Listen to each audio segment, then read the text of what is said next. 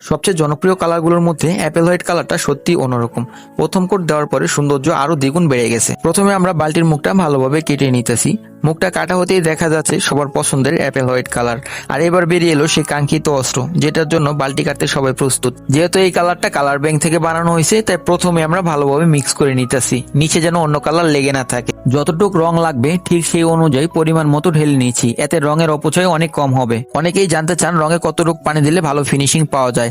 Top কোয়ালিটির রঙের ভিতরে সাধারণত 30% পানি দিলে ভালো ফলাফল পাওয়া যায়। তবে শুধু পানি দিলে হবে না, রংটা একটু সময় নিয়ে ভালোভাবে মিক্স করতে হবে। এতে রঙের কেমিক্যাল পানির সাথে ভালোভাবে মিশে যায় আর ফিনিশিংটাও হয় অনেক বেশি সুন্দর ও স্মুথ। প্রথমে আমরা ব্রাশ দিয়ে সাইড মেরে নিতেছি, এরপর রুলার মারার পর ব্রাশের দাগ থাকার সম্ভাবনা অনেকটাই কমে যায়। আগে সাইড মেরে নেওয়াটা খুব গুরুত্বপূর্ণ। এবার আমরা প্রথম কোট অ্যাপ্লাই করছি।